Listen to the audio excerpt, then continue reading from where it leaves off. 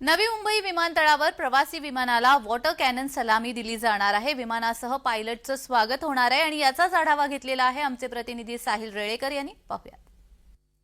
नवी मुंबई आंतरराष्ट्रीय विमानतळाच्या उभारणीला आपण पाहतोय दिवसेंदिवस वेग येत चाललाय। सिग्नलची कामं असतील तसंच रनवेची कामं असतील ही अत्यंत युद्ध पातळीवर सुरू आहेत। एक अत्यंत आनंदाची एक बाब म्हणावी लागेल। आज एक या ठिकाणी नवी मुंबई आंतरराष्ट्रीय विमानतळाच्या या धावपट्टीवर प्रवासी विमानाचे या ठिकाणी आगमन होणार आहे। एक जबरदस्त लँडिंग या ठिकाणी केलं जाणार आहे।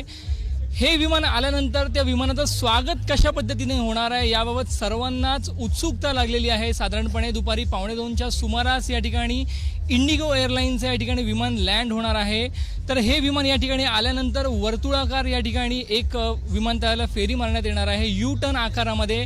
त्यानंतर या विमानाला वॉटर कॅनन अर्थात एक पाण्याची सलामी दिली जाणार आहे। आपण पाहिलं की ऑक्टोबर महिन्यामध्ये या ठिकाणी जेव्हा लष्कराचं C-295 हे विमान लँड झालं होतं त्यावेळेला त्या विमानाला वॉटर कॅनन देण्यात आली होती। त्याप्रमाणेच आज या विमानाला पाण्याची सलामी दिली जाणार आहे। त्यानंतर हे विमान या धावपट्टीवर आणलं जाईल।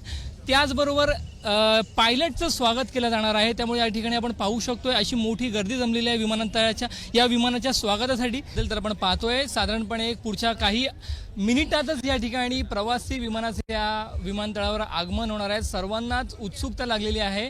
तर या विमानतळाच्या नामकरणासाठी निश्चितच लोकनेते दिवा पाटील यांच्या नावाचा प्रस्ताव जो मंजूर झाल्याच्या अंतिम टप्प्यामध्ये आहे। तसंच या परिसरातील युवकांना म्हणजे स्थानिक प्रकल्पग्रस्त असतील किंवा भूमिपुत्र असतील त्यांच्या रोजगाराला निश्चितच प्राधान्य दिलं जाईल असं आश्वासन आमदार महेश बालदी यांनी दिलेलं आहे। साहिल रेळेकर, जय महाराष्ट्र न्यूज, पनवेल।